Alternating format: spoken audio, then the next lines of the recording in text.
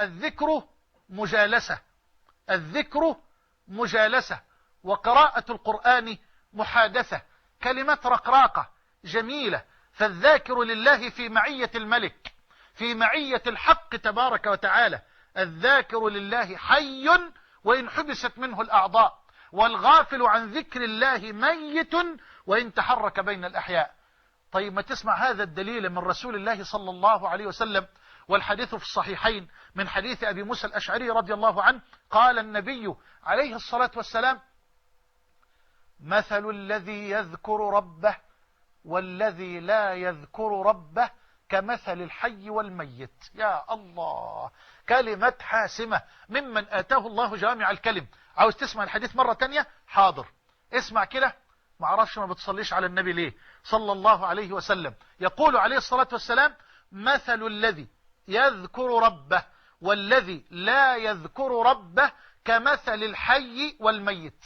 يعني الذاكر لله حي والغافل عن ذكر الله ميت. يا سلام، يحضرني الآن جزء من حديث الحارث الأشعري الطويل، وهو حديث صحيح رواه بعض أصحاب السنن، أنه صلى الله عليه وسلم قال فيه: ومثل الذي يذكر ربه أو ومثل الذاكر لله كمثل رجل خرج العدو في أثره سراعا فأتى على حصن حصين فاحتمى به من عدوه، فذلك مثل الذاكر لله يحتمي بالذكر من الشيطان.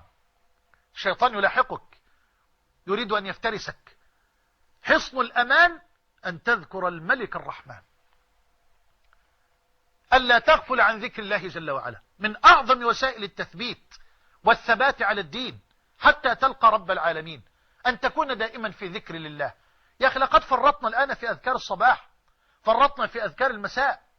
في ذكر مطلق يا أخي، في ذكر في الصباح، وذكر في المساء، وذكر وأنت تلبس ثوبك، وذكر وأنت تدخل بيتك، وذكر وأنت تأكل طعامك، وذكر وأنت تقبل على امرأتك في الفراش، وذكر وأنت تدخل إلى دورة المياه أو إلى الخلاء، وذكر وأنت خارج من الخلاء، وذكر وأنت خارج من بيتك، وذكر وأنت داخل إلى بيتك، وذكر وأنت تركب السيارة إلى آخره، وذكر وأنت تسمع صوت الديك، وذكر وأنت ترى الريح، وذكر وأنت ترى المطر. لابد أن تكون ذاكرا لله جل وعلا. إيه سبحان الله لا يعطلك وأنت في السيارة في ذكر. أفضل الذكر لا إله إلا الله، أفضل ما قلته أنا والنبيون من قبلي لا إله إلا الله. أكثر منها، أكثر من الاستغفار، من التسبيح، من التهليل، من الحمد، من التكبير، من الصلاة على البشير النذير. لا يزال لسانك رطبا بذكر الله. القلب هيختلف يا أخي. حبيبي في الله بتسأل مش عارف أخشع ليه. الأخت بتقول مش عارف أقوم أصلي بالليل ركعة، ما بقدرش أقوم حتى لصلاة الفجر. القلوب يا أخوانا عليها ران، أو إن شئت فقل قست القلوب، للغفلة عن علام الغيوب، لقلة الذكر. يا أخي أدم الذكر ليرق قلبك، أدم الذكر لتخف جوارحك إلى طاعة الله جل وعلا، أدم الذكر لتقترب من الله، ليقربك الله، ليحبك الله سبحانه، لتحيا حياة طيبة في الدنيا والآخرة. ويكفي أن تعلم أنك إن ذكرت الله أهلت نفسك وشرفت نفسك، لأن يذكرك ملك الملوك وجبار السماوات والأرض سبحانه وتعالى. سابعا الدعاء، وسائل الثبات الدعاء. تذلل. ما أنا قلت لحضرتك أول خطوة عملية أن تصدق في طلب العون من الله، وأن تتبرأ من حولك وطولك، وأن تعلم أن المصطفى في حاجة إلى تثبيت من الله، فكيف بي وبك؟ فسل الله أن يثبتك. ربنا لا تزغ قلوبنا بعد إذ هديتنا وهب لنا من لدنك رحمة إنك أنت الوهاب. يا مقلب القلوب ثبت قلوبنا على دينك، يا مصرف القلوب صرف قلوبنا إلى طاعتك. دعوات من الصادق المصدوق الذي لا ينطق عن الهوى، الذي غفر الله له ما تقدم من ذنبه وما تأخر. فنحن في حاجة إلى دعاء. اطرح قلبك بذل وانكسار، قم بالليل وتململ بين يدي الملك كتململ العصفور المبلل بماء المطر. اعترف له بفقرك وعجزك وضعفك وحاجتك إليه سبحانه وتعالى. يا أخي اترك بيئة المعصية، اترك هذه الأفلام وهذه المسلسلات وهذه البرامج التافهة الساقطة الهابطة، وقم وتضرع إليه سبحانه وتعالى. اطرح قلبك بذل وانكسار، وسله واعلم يقينا أنه سيفرح بك جل وعلا وهو الغني عن العالمين.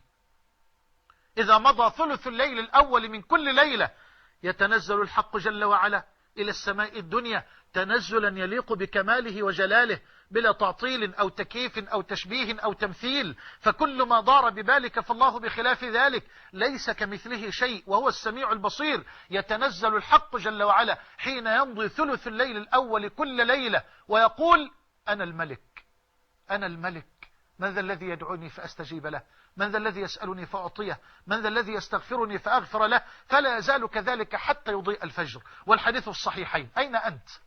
أين أنت؟ كفاك غفلة وكفاك غفلة، ولنقم جميعا إلى الله سبحانه وتعالى وهو القائل وإذا سألك عبادي عني فإني قريب أجيب دعوة الداعي إذا دعان فليستجيبوا لي وليؤمنوا بي لعلهم يرشدون. وفي الحديث الذي رواه الترمذي وغيره بسند صحيح أنه صلى الله عليه وآله وسلم قال إن الله تعالى حيي كريم يستحيي إذا رفع الرجل إليه يديه أن يردهما صفرا خائبتين. ثامنا المحافظة على الصلوات في أوقاتها. تنضيع الصلاة ليه وأنت يا أختاه؟ وبعدين نشكو قسوة قلوبنا ونشكو أحوالنا. الصلاة صلة، بل هي الركن الأول من أركان هذا الدين بعد التوحيد، بعد النطق بالشهادتين. لابد أن تثبت إسلامك وأن تحقق انتسابك وانتماءك لهذا الدين بالصلاة. أنت سمعت الأذان، اترك وظيفتك، اترك مكتبك أيا كان عملك ومهما كان منصبك. يا أخي الله أكبر، الله أكبر من كل شيء، أكبر. يجب عليك أن تجله، يجب عليك أن يمتلئ قلبك بجلاله وقدره، وأن تقوم إليه سبحانه وتعالى، وأن تترك كل ما في يديك من شغل ومن عمل لتركع ولتسجد ولتقترب. قال صلى الله عليه وسلم كما في الصحيحين من حديث أبي هريرة ألا أدلكم على ما يمحو الله به الخطايا ويرفع الدرجات؟ قالوا بلى يا رسول الله. قال إسباغ الوضوء على المكاره وكثرة الخطى إلى المساجد وانتظار الصلاة بعد الصلاة، فذلكم الرباط فذلكم الرباط فذلكم الرباط. وفي الصحيحين من حديث أبي هريرة أنه صلى الله عليه وآله وسلم قال أرأيتم لو أن نهرا على باب أحدكم يغتسل فيه كل يوم 5 مرات أيبقى من درنه شيء؟ هل يبقى على بدنه شيء من القذارة أو النجاسة؟ قالوا لا يا رسول الله. قال فذلك مثل الصلوات ال5 يمحو الله بهن الخطايا. وقال صلى الله عليه وآله وسلم بشر المشائين إلى المساجد في الظلم بالنور التام يوم القيامة. حديث رواه الترمذي وغيره بسند صحيح من حديث بريدة بشر المشائين إلى المساجد في الظلم بالنور التام يوم القيامة. وفي الصحيحين من غدا إلى المسجد أو راح أعد الله له نزلا في الجنة كلما غدا أو راح. حافظ على الصلوات في جماعة. تاسعا بإيجاز صحبة الصالحين. صحبة الصالحين مثل الجليس الصالح والجليس السوء كحامل المسك ونافخ الكير. اصحب الأخيار، فمن الناس من تذكرك وجوههم بالعزيز الغفار. اللهم اجعلنا منهم يا أرحم الراحمين. النبي قال كده خير عباد الله كما في مسند أحمد بسند صحيح وفيه خير عباد الله الذين إذا رؤوا ذكر الله. خير عباد الله الذين إذا رؤوا ذكر الله. وشر عباد الله المشاؤون بالنميمة المفرقون بين الأحبة الباغون للبراء العنت، وفي لفظ الباغون للبراء العيب.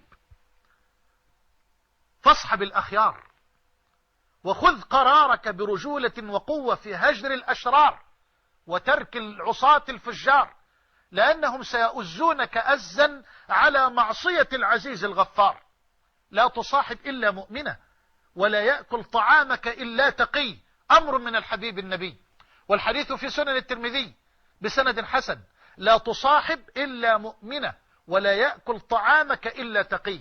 هل ستمتثل أمر حبيبك المصطفى؟ هل ستمتثلين أيتها الفاضلة أمر حبيبك المصطفى؟